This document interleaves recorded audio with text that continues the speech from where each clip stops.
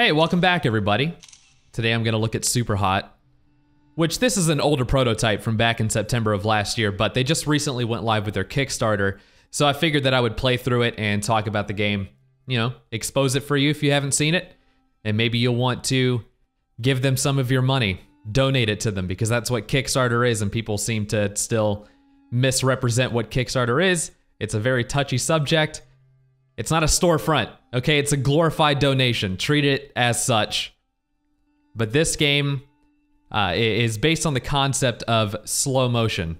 It was made in a 7-day game jam for first-person shooters, but it's not necessarily a first-person shooter. That's not the core concept to me. It's more of a puzzle game, right? So everything moves slowly when you're not moving. Super slowly. Like you can see the ceiling fan over here. I'll walk up to it. And when I'm not moving and my hand is off of my mouse, that is almost non-existent movement. But whenever you move around your cursor and whenever you walk, that's when it speeds up. When you move around your cursor, it's a lot slower of a speed up to allow you to kind of look at the bullets that are going past you, I would assume. You know, give you some way to look around, because it would kind of be annoying if you moved your cursor a little bit and it went too fast. But walking brings it up to real time. And then you have the first-person aspect, you know, that brings the puzzle of dodging bullets and killing the enemies that are creating the bullets that need to be dodged, of course. Now, it kind of resembles Manchurian Candidate, or more so, an X-Files episode from Season 2. It's called Blood, and that is an episode where people are exposed to a pesticide that exacerbates their phobias, and whenever their phobias are triggered, they start to see subliminal messages on LED displays like, kill them all, take his gun, he's going to kill you. And you get this throughout the prototype. So I would imagine that that's where the idea for this comes from. Somebody has to be an X-Files fan on this development team, I would assume. But yeah, you can see this is the deal. You pick up a gun from a guy that you kill, or if a gun is placed on the room for you to pick up. And whenever you're done with the gun, once you've exhausted the ammo, or you're dumb enough to hit R, because, you know, you would assume that that's a reload button. No, you throw away the gun, and then I don't think you can pick it back up. I've tried to pick up a gun that I've thrown, didn't work. But then you use the guns to take out the enemies, and then you beat the level. It's pretty simple. So now this is one that starts to really take you into the idea of having enemies coming in from multiple places and having to dodge their bullets correctly. So now I've shot him. I can see his bullet is going past me, so I'm fine. And then I can turn around and get that guy. And then I know that there's another one that's going to come out over here, just out of nowhere. He had no idea what was going on. The deal was unknown to him, and now he's dead. The poor man. But this one, you know, this is one of those kinds of levels where they don't move, and it's more about, you know, just dodging than anything. And I like that, you know, there's a mixed bag of these, where some of them are just standing still, and then there's some where they're moving, and it just kind of adds a different aspect to it. See, this one is more about just constant movement, because you've got 3 guys shooting at you, and you've got to reach this gun. It's not too hard, you know, it's a prototype, so it makes sense that it's not as conceptualized as it could be. You know, it's not very fleshed out. It just kind of shows you what they could do. And for 7 days, I would say that this is a pretty good little prototype that they've made. But this is one that I've died on a lot. So this is a modern art gallery. You know, it's got displays of things like sunglasses are over here. You know, it kind of represents coolness, and how you probably are not as cool as the person who owns those sunglasses. You'll never be as cool. I wonder if I can get a collateral. Well, never mind, I missed. But yeah, this one has guys coming out of doors and kind of popping up on you when you least expect it. And I've died a lot on this one, messing around. See, he comes out of fucking nowhere, and I'm all out of ammo. So now, I'm forced to go and pick up a new weapon, which I find pretty fun to do. It adds a lot of pressure to the level. All right, now let's see where they are. I know there's one guy in the corner that came out. This one here kind of walked out for me. That's nice. So this game has a very minimalist art style, which I actually like a lot.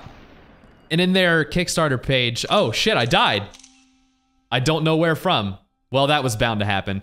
But in their Kickstarter page, when they showed the updated version of the game, at least in an alpha build prototype deal that they have, it's still the same kind of art style, you know, just obviously updated the textures and everything else, and it looks pretty nice. I think that it lends itself well to what's going on here, and it doesn't make everything too busy. And I think that that wouldn't be a great idea for something where you're trying to, you know, dodge projectiles. And the fact that they're extending the idea of it by bringing in things like shotguns, you know, that'll have multiple things on screen, and machine guns shooting a lot of bullets, and grenades. Not sure how that's gonna work. I didn't see any footage for that. I guess they just have it as an idea and they haven't actually put it in yet. I'm in a bad position right now. Yep, just gonna die. It's very annoying. I knew that this was gonna be the one that I had problems with again. I'm very bad at this. But yeah, there was also a clip that they had where the character was holding a sword and split a bullet in two as it was coming towards him, which I thought was pretty neat looking. And I think that this has a lot of capabilities of just making these really cool action sequences. They mentioned in the text of the Kickstarter page having scenarios where you're in an elevator. Actually, they had footage of the elevator scene where it's extremely close combat, and it looked really fun and a little hard to do. And also a scenario where you're in rush hour traffic, like out on the street. I didn't see any footage of that, but it sounded pretty cool. I mean, there's a lot of things that they could create, the little scenarios that they could have, and honestly, I wonder if they'll just kind of grab from action movies that already exist and just kind of take a play on them. I think that would be pretty fun. But yeah, the smallest donation to get this game on Kickstarter is $14, which is, you know, pretty manageable, I would say. They're only asking for about 100K, I think is what it was, which for their team size is not really a lot. That's a pretty low number.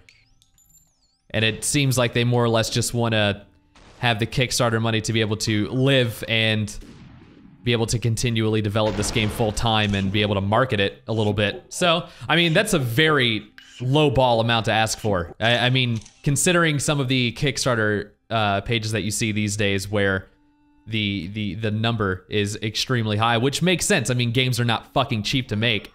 These guys are not asking for a whole lot.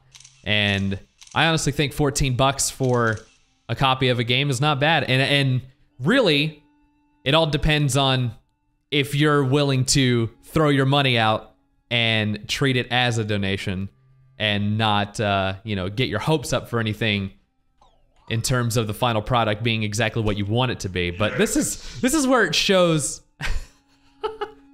the fun little brainwashing aspect of it that I liked a lot, considering the fact that this game was made in 7 days, this little prototype, and they actually put forth the effort to do something like this.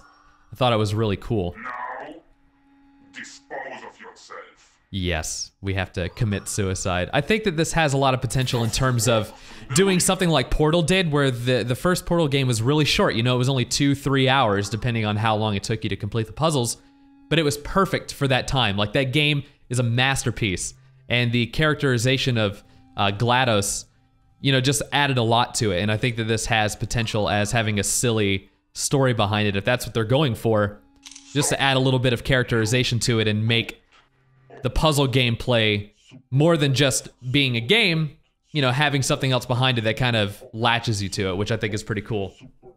But I mean, that's SUPERHOT. Not sure exactly how far they want to go with the concept of this game, but it looks okay. I mean, I really like this. I haven't decided if I'm gonna back it myself.